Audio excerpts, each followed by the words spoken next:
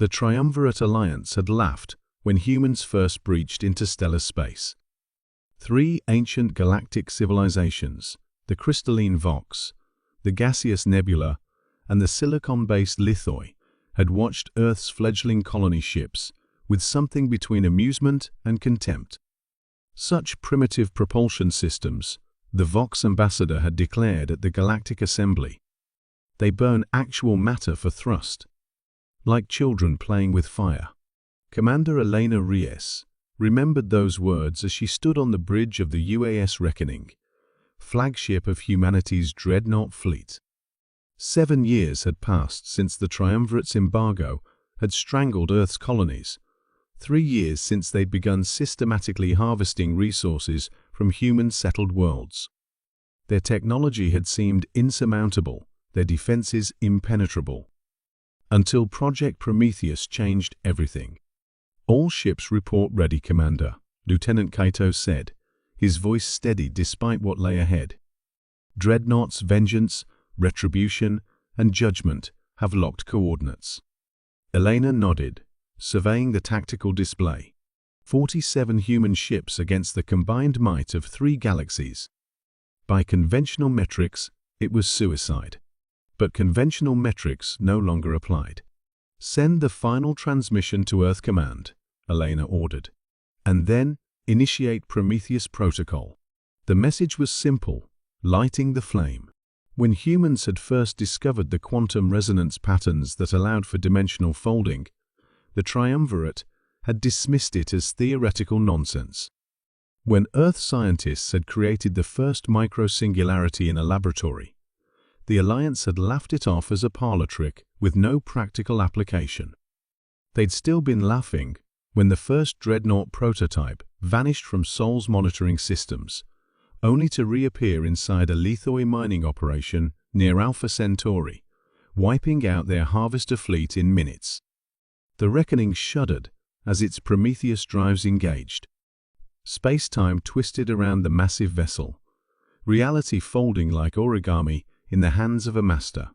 The starfield ahead distorted, stretched, and then alarms blared across the bridge of the Triumvirate Command Station orbiting the Vox homeworld. Supreme Commander T. Exolvri spun all 3 of his crystalline sensory clusters toward the alert. "Impossible," he hissed, facets glinting in the emergency lights. "Nothing can penetrate our defensive grid." Yet there it was, a massive human warship, materializing not at the system's edge, where defenses could engage it, but directly alongside the command station. 3 more human vessels appeared seconds later, surrounding the Vox fleet's primary staging area. "They're using some form of dimensional tunneling," his science officer stammered. "Our sensors didn't detect any approach vector because there wasn't one." Dexolvri had barely processed these words when the Reckoning fired its main weapon, not the crude nuclear armaments the Triumvirate had expected, but something far worse, a targeted gravitational pulse that shattered crystalline Vox ships like glass figurines dropped on concrete. Across 3 galaxies, the scene repeated itself. Human dreadnoughts appearing inside defensive perimeters at command centers, alongside capital ships. The careful technological advantage the Triumvirate had maintained for millennia meant nothing when humanity's vessels could simply bypass conventional space. On the Reckoning's bridge, Elena watched the tactical display as reports flooded in. The judgment had neutralized the Nebula homeworld's orbital defenses. The vengeance had destroyed the Lithoi's primary shipyard. The retribution had disabled the Triumvirate's long-range communication network. Defensive grids collapsing across all 3 sectors, Kaito reported, barely containing his amazement. They had no contingency for this. The Prometheus drives completely undermined their entire strategic doctrine. Elena nodded grimly.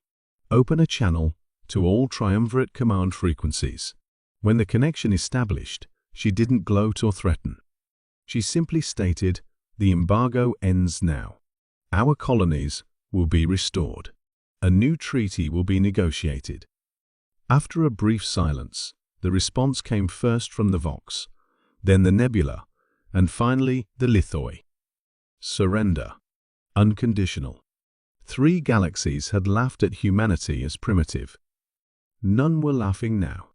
As the reckoning folded space back toward Earth, Elena stared at the stars streaking past. Humanity had been underestimated, cornered, and threatened. Their response had changed the balance of power across 3 galaxies in a single day. Not through brutality or conquest, but through the uniquely human trait that the Triumvirate had always dismissed: the ability to transform theoretical science into practical solutions when backed against a wall. The 3 galaxies had finally learned the most important lesson about humanity: never mistake patience for weakness or ingenuity for primitiveness. Especially when humanity's survival is at stake.